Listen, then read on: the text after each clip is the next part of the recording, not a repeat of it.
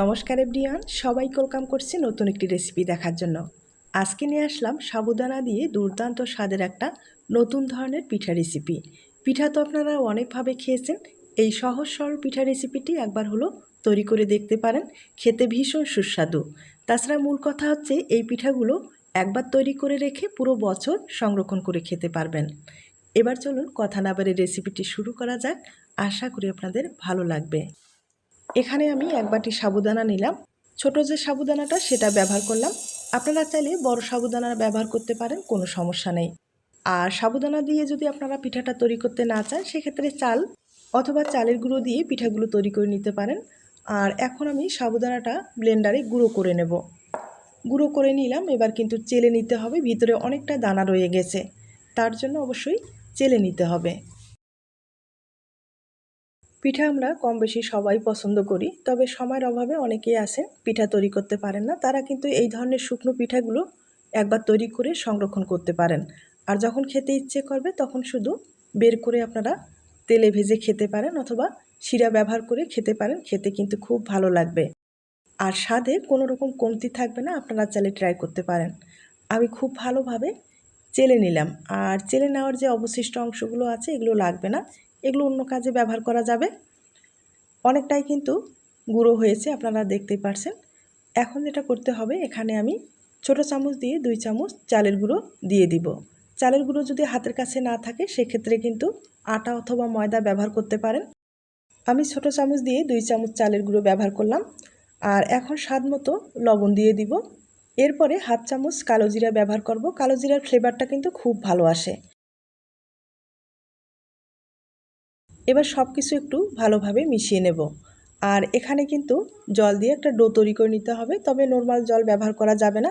আমি জলটা ফুটানোর পরে সামান্য পরিমাণে একটু ঠান্ডা করে নিলাম, মানে আঙ্গুল যেন চুবানো যায় সেরকম গরম রাখতে হবে, এরপরে ব্যবহার করতে হবে। তবে জলের পরিমাণটা একটু বেশি ব্যবহার করতে হবে, কারণ সাবুদানার গুঁড়োগুলো কিন্তু জলের পরিমাণটা একটু বেশি টানবে। আর জলের পরিমাণটা একবারে কিন্তু দেওয়ার দরকার নেই, অল্প অল্প করে জলটা দিয়ে ডোটা তৈরি করলে ভালো হবে। আমি জল দিয়ে দিলাম, এবার কিন্তু খুব ভালোভাবে ডোটাকে তৈরি করে নেব। এখানে যদি আপনারা ফুটন্ত গরম জলটা একবারেই ব্যবহার করেন, সেক্ষেত্রে এই যে সাবুদানার গুঁড়োটা রাবারের মতো হয়ে যাবে, তখন আর ডো তৈরি করা যাবে না এবং পিঠাগুলো তৈরি করতেও সমস্যা হয়ে যাবে। তার জন্য জলটা গরম করার পরে একটু ঠান্ডা করে নেবেন, এরপরে ব্যবহার করবেন, দেখবেন ডোটা কিন্তু পারফেক্টভাবে তৈরি হবে এবং পিঠাগুলো খুব সহজেই আপনারা বানিয়ে নিতে পারবেন। এবার হাত দিয়ে ডোটাকে আমি খুব ভালোভাবে মথে নিব। আর একবারে সফট একটা ডো তৈরি করে নিতে হবে, যত ভালোভাবে মথে নিতে পারেন রেজাল্টটা কিন্তু ততটাই ভালো আসবে। আটা, ময়দা এবং চালের গুঁড়ো দিয়ে তো পিঠা অনেক খেয়েছেন, তবে এইভাবে একবার সাবুদানা দিয়ে পিঠাটা তৈরি করে দেখুন, খেতে কিন্তু ভীষণ সুস্বাদু হয়। আপনারা যদি না খেয়ে থাকেন একবার হলেও ট্রাই করে দেখতে পারেন। আর এই পিঠাটা কিন্তু আপনারা পুরো বছর সংরক্ষণ করতে পারবেন, কোনো রকম সমস্যা হবে না। সাবুদানার পিঠা এমনিতেই খেতেই কিন্তু ভীষণ সুস্বাদু। আবারও বলবো, অবশ্যই বাড়িতে ট্রাই করে দেখুন। আমি ডোটাকে খুব ভালোভাবে মথে নিলাম আর একবারে সফট একটা ডো তৈরি করে নিলাম, আপনারা হয়তোবা দেখে বুঝতে পেরেছেন। এবার সামান্য ডো একটু আলাদা করে নেব, আর এটাতে ফুড কালার ব্যবহার করব। তবে আপনাদের ক্ষেত্রে যদি ফুড কালারটা পছন্দ হয় দিয়ে দেবেন, না হলে স্কিপ করতে পারেন, কোনো সমস্যা নেই। আমি একটু দেখার সৌন্দর্যে ফুড কালারটা ব্যবহার করব।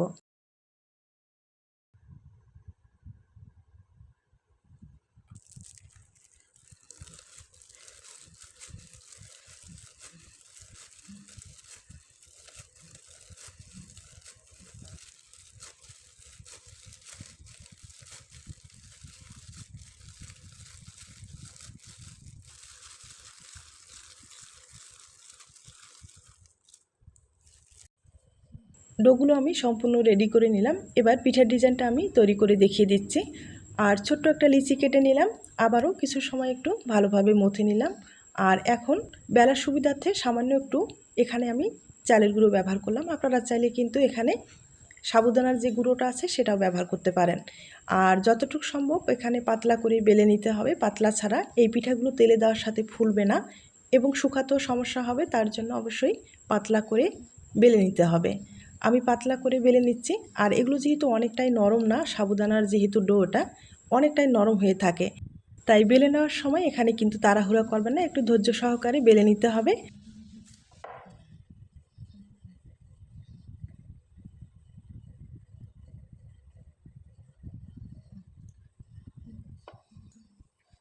আমি একবারে পাতলা করে বেলে নিলাম। এবার ছোট ছোট করে লেয়ার হিসাবে কেটে নিতে হবে, তবে প্রত্যেকটা লেয়ার জন্য সমান হয় সেভাবে কেটে নিতে হবে। মানে একটু ছোট বড় করে আপনারা যদি লেয়ারটা কেটে নেন সেক্ষেত্রে কিন্তু শেপটা ভালো আসবে না এবং পিঠাটা দেখতেও ভালো লাগবে না।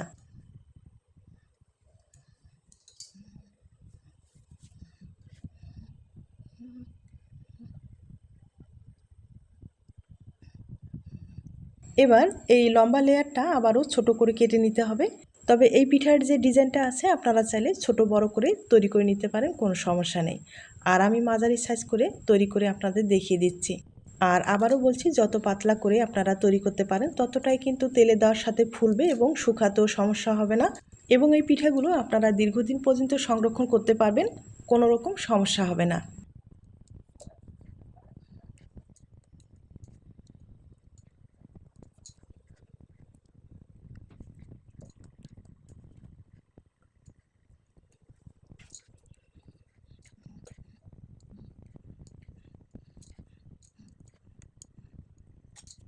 আমি কয়েকটা লেয়ার ছোট করে কেটে নিলাম। এবার পিঠার ডিজাইনটা তৈরি করে দেখিয়ে দিচ্ছি।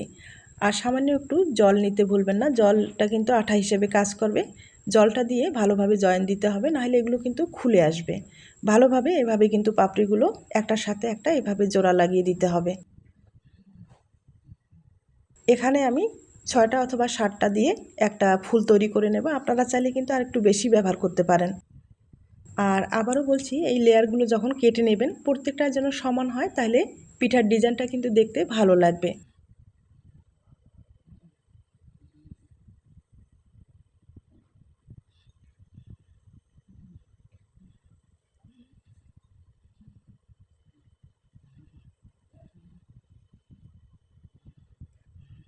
আমি কয়েকটা পাপড়ি এভাবে তৈরি করে নিলাম। এরপরে কিন্তু আলতো হাতে জোড়া লাগিয়ে দিতে হবে। দেখতেই পারছেন কতটা সহজভাবে এই পিঠার ডিজাইনটা তৈরি করা যায়। তবে আবারও বলছি, এখানে তাড়াহুড়া করবেন না, খুব সাবধানে কাজটা করে নিতে হবে। আর দেখতেই পারছেন কতটা সহজভাবে পিঠার ডিজাইনটা কিন্তু হয়ে গেল। এবার ফুড কালারের ডো সামান্য পরিমাণে একটু জল দিয়ে এভাবে কিন্তু বসাতে হবে, তাহলে দেখতে ভালো লাগবে। আপনারা চাইলে সাদাটাও একটু দিতে পারেন, মানে আপনাদের পছন্দ মতো বানিয়ে নিতে পারেন। আর দেখতেই পারছেন কতটা সহজভাবে একটা পিঠা কিন্তু আমি তৈরি করে নিলাম। আর এই পিঠাগুলো না বানাতে সময় লাগে না, খুব কম সময়ে আপনারা বানিয়ে নিতে পারবেন এবং দেখতেও কিন্তু অপূর্ব হয়, আপনারা হয়তো বা দেখে বুঝতে পেরেছেন। একইভাবে আমি আরেকটা পিঠা তৈরি করে দেখিয়ে দিচ্ছি।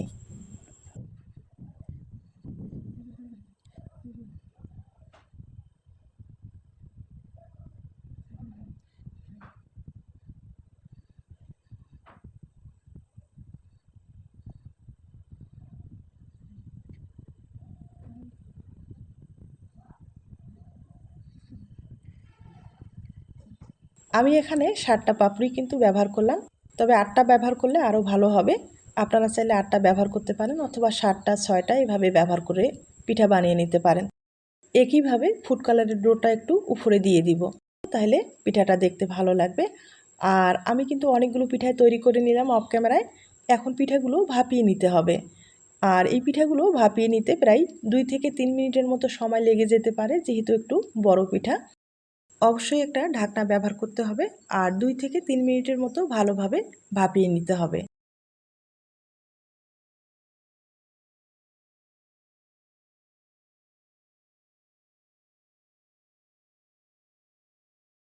আমি 3 মিনিটের মতো ভালোভাবে ভাপিয়ে নিলাম।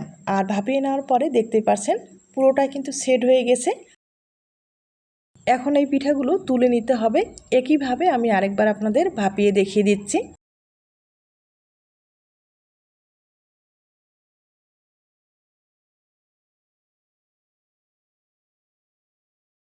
এই পিঠাগুলো পুরোপুরি ভাপিয়ে নেওয়ার পরে রোদ্রে শুকাতে হবে। রোদ্রে ছাড়া ভালোভাবে শুকাতে যাবে না, তাই অবশ্যই রোদ্রের দরকার হবে। আর কড়া রোদ্রে ভালোভাবে শুকানোর পরেই আপনারা কিন্তু সংরক্ষণ করতে পারবেন। পিঠাগুলো একবারে শুকানোর পরেই দেখিয়ে দেব।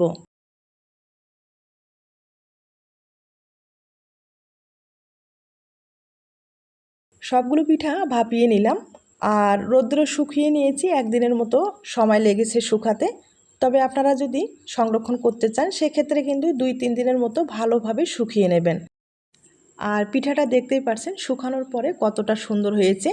এভাবে কিন্তু আপনারা দীর্ঘদিন পর্যন্ত সংরক্ষণ করতে পারবেন। আর যখন খেতে ইচ্ছে করবে তখন শুধু তেলে ভেজে খেতে পারেন। আর শিরা পছন্দ করলে আমি আগেই যেটা বললাম গুড়ের শিরা অথবা চিনির শিরা ব্যবহার করে খেতে পারেন। আমি কয়েকটা পিঠা আপনাদের তেলে ভেজে দেখিয়ে দিচ্ছি। আর দেখতেই পাচ্ছেন পিঠাটা তেলে দেওয়ার সাথেই কিন্তু ফুলে ডবল হয়ে যাচ্ছে। তেলের পরিমাণটা একটু বেশি হলে, মানে ডুবা তেলে ভাজলে পিঠাটা কিন্তু ফুলে ডবল হয়ে যাবে। তবে পিঠাগুলো যেহেতু শুকনো, একটু হালকা আছে ভেজে নেওয়ার চেষ্টা করবেন। আর শুকনো পিঠা বেশি আছে ভাজলে কালারটা কিন্তু তাড়াতাড়ি চলে আসবে। আর মুচমুচে যে ভাবটা সেটা কিন্তু হবে না, একটু শক্ত হয়ে যাবে। তাই হালকা আছে ভেজে নেবেন, কালারটাও ঠিক থাকবে, মুচমুচে হবে, খেতেও ভালো লাগবে।